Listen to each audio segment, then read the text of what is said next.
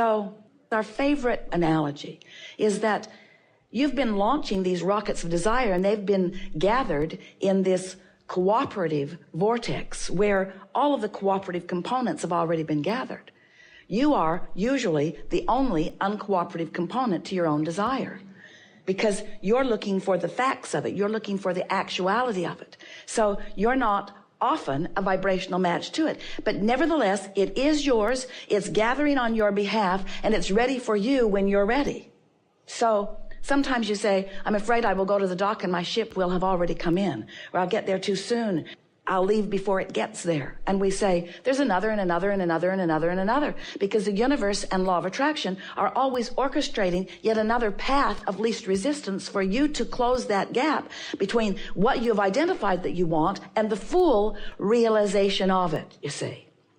So when we have conversations like this, it helps you to understand that your singular work is just your readiness to allow that gap to be closed, your readiness to allow you to be inspired to the thought, word, and action that not only closes the gap that gets you to where you want to be, but gives you a really fun unfolding of life along the way. Really, if you could right now get to everything you think you want in one big rush, first you'd have a nervous breakdown. Because there would be more for you to contemplate and tend to than you have the capability of doing. And next, all the fun would be over like that. You'd be there, done. And then what? And then what, really? We know you think we're trying to talk you out of manifestations.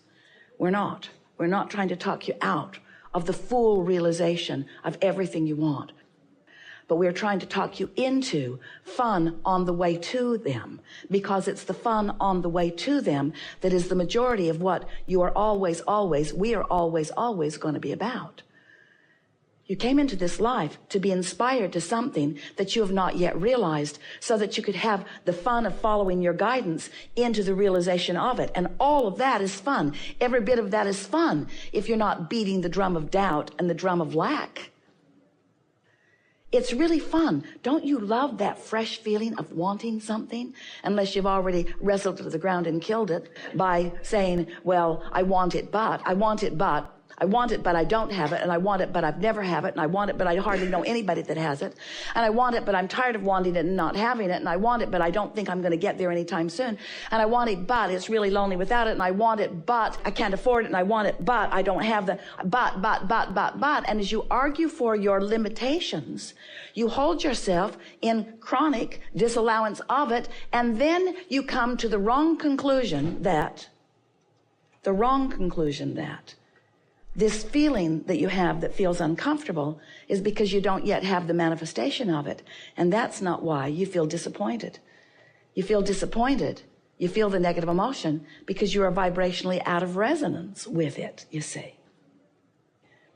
So what we are saying to you is, if you can find a way to be in more vibrational resonance with what you want, you won't feel bad in the not having of it.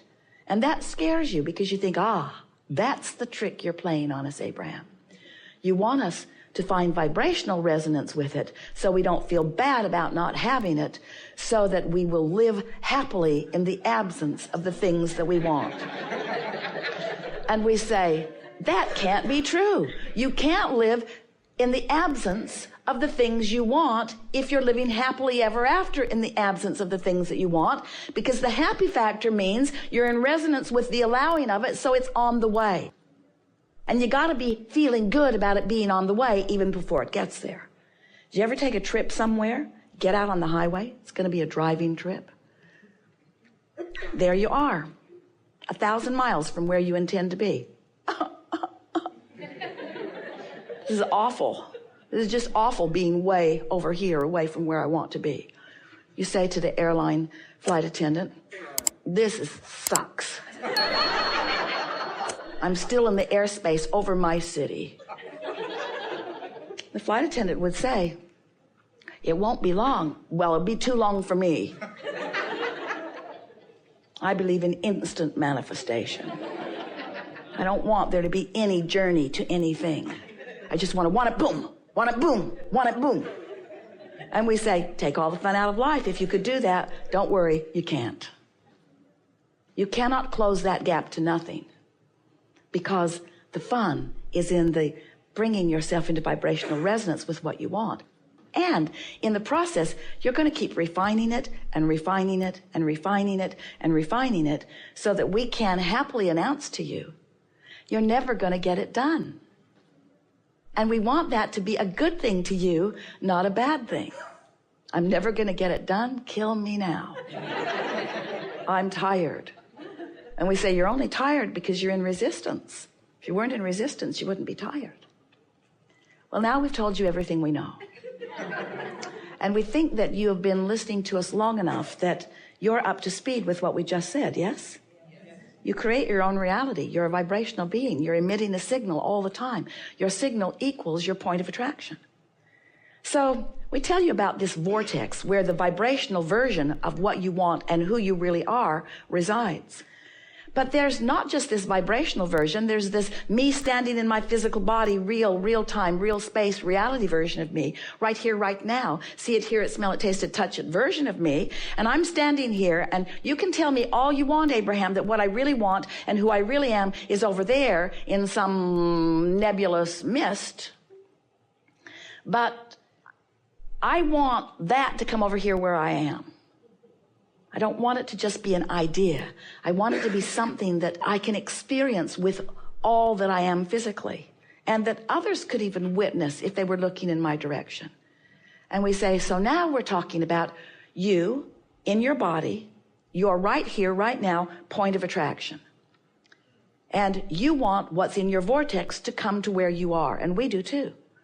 So we've been calling where you are your grid. It's the unfulfilled, not yet filled in with all of the details version of you, sort of like the framework of a house. It's this grid version of you that will flesh in, that will fill in with all of the details. So here you stand in this point of attraction because you're emanated a signal. So the vortex and all that you've asked for, that source energy part of you, it's vibrating up here in this very high frequency, in this non-resisted, pure, positive energy frequency. But if you're in disappointment, your frequencies are very far apart. So what's in your vortex is not going to flow in where you are. So we want you to understand that your grid can be at any place along that emotional scale that you've heard us talking about. You could have a grid that's in depression. You're on this spinning grid, it's your point of attraction, and you so want those lovely things in your vortex to come and play with you. But they can't match up because your frequency is so different. But you're not matchless, are you? You're not matching with what's in your vortex, but all kinds of things that match your depression are jumping on your spinning wheel with you and having a whirl with you. If you're angry, if you're frustrated or overwhelmed, things like that are jumping on with you all the time, aren't they? And you're saying, where's the stuff that's in my vortex? And we say, at a different frequency.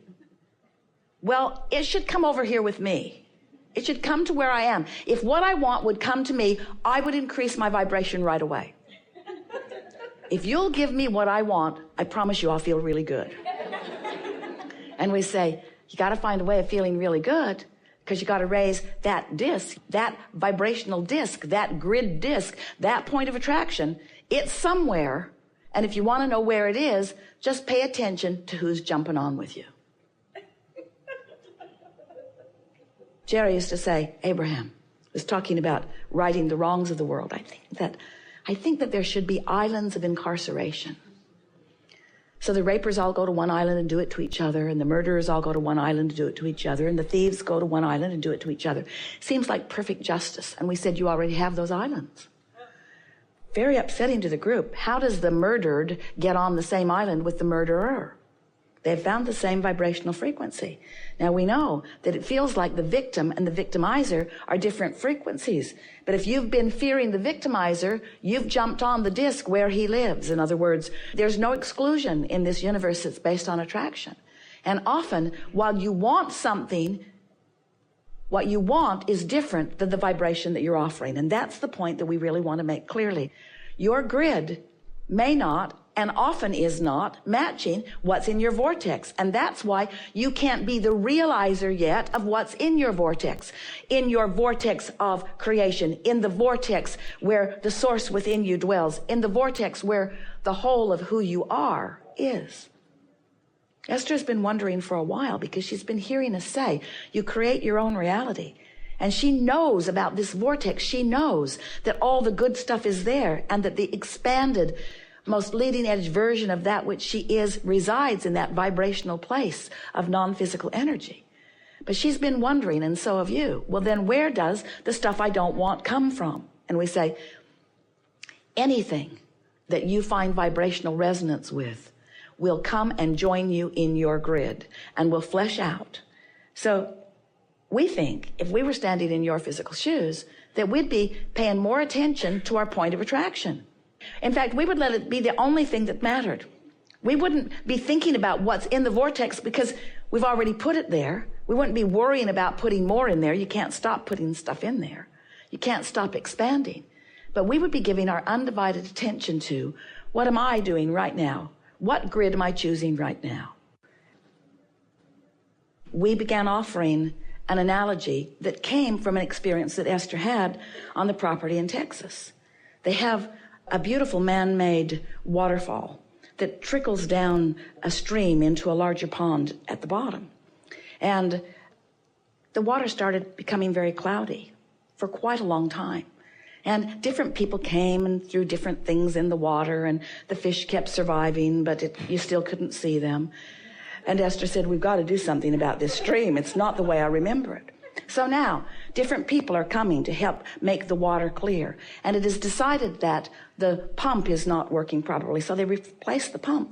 So the water's being drawn into the pump, but the pump is not putting the water back into the pond because the pipes that are bringing the water back in are clogged. The caliche soil had completely closed those pipes. So the water's being drawn into the filter, and the filter is trying to put it back into the pond, but it can't. So the pressure in the filter is just building up and up and up and up. And so then they were talking about it. Well, we just need some new pipes. We need new pipes. So they laid new pipes on top of the ground. No point in burying them until you're sure your concept is right. They laid new pipes, cut a hole right in the side of the building, brought the pipes right over, and right away the water is flowing. And within a few days of getting it all established, now the water is beautiful and clear again. And so this analogy has been so helpful in us talking to you, because sometimes you have beliefs that are not allowing you to receive what you've been asking for. You're asking, but it's in the you realizing it. It's in you allowing it. It's in you being vibrationally up to speed with it, you see. And so a new analogy was born.